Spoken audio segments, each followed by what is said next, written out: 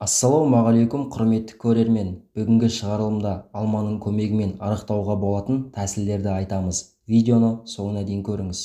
Алма диетасы ең қарапайым, нәтижелі диета. 7 күнге созылатын диета бір жұма ішінде 6-7 кг салмақтан арылуға кепілдік береді. Тек диета шартын сақтап, алмадан өзге ештеңе жемеуге тырысу керек.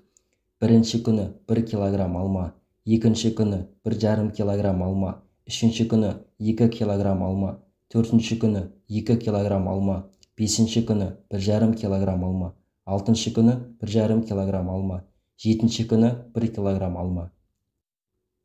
Алмадан өзге ештеңе жемей жүру аздап қиынға соғуы мүмкін, бірақ бұл алма жемісін жақсы көретіндер үшін сүйікті диета болады.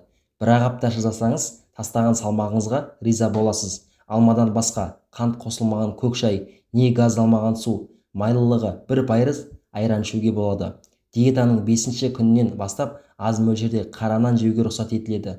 Алма диетасы тек артық салмақтан құтылу үшін ғана емес, ішек аурулары, асқазан, жүрек, талма аурулары бар адамдарға да жақсы көмектеседі.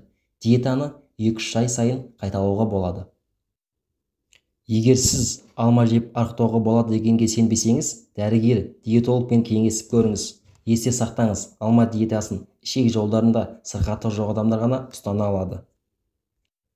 Кемшіл тұсы, қайта салмақ қосып алуыңыз мүмкін. Диетаның көмегімен жоғалтқан 5-7 келіні қайтадан бұрынғыдай тамақтануға көшкенде қосып алуыңыз ғажап емес.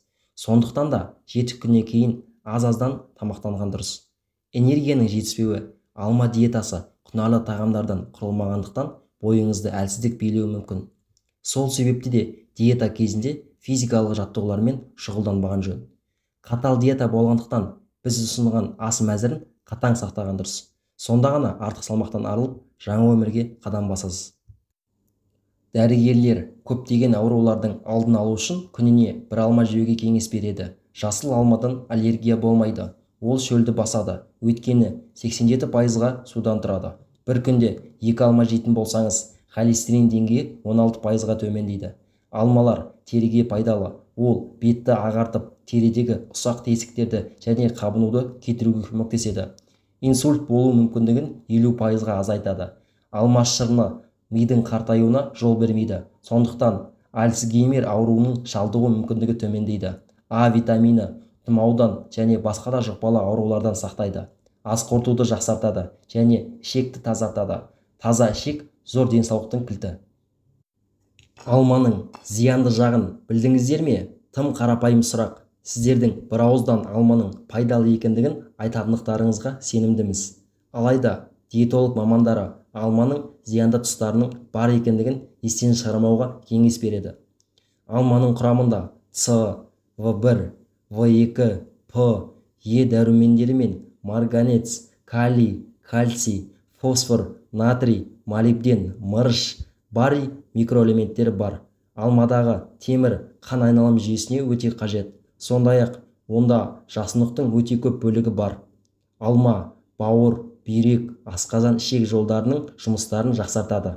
Бет терісінің түсін жақсартып, жас әрі күтімді етіп көрсетеді. Холестерин мөлшерін азайтып, іш қатудың алдын алады. Диареяны емдеп, иммундық жүйені нығайтады. Алдыңыздағы тізімді көріп, ешқандай нашар қырын байқамағаныңызды айтарсыз. Асықпаңыз.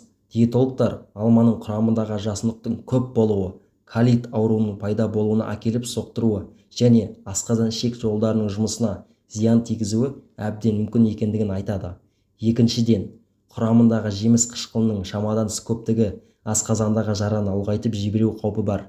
Үшіншіден, алманың қышқылы тістің эмалін қатты әсер етеді, яғни оны жұқартып, тісті сезімтал етіп шығарады. Алма жапырағынан демделген шайды көп ішпегеніңіз абзал. Мұның қант диабеті ауруына шалдықтыратындығы дәлелденген.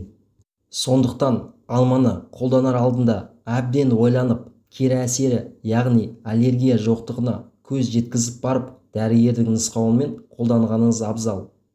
Құрметті көрермендер, шығарылым пайдалары қызықты болса, арнаға тіркеліп, қоңыраушаны басуды ұмытпаңыздар. Қазақ тілді қоғамды бірге дамытайық. Келесі кездескенше аман сау болыңыздар.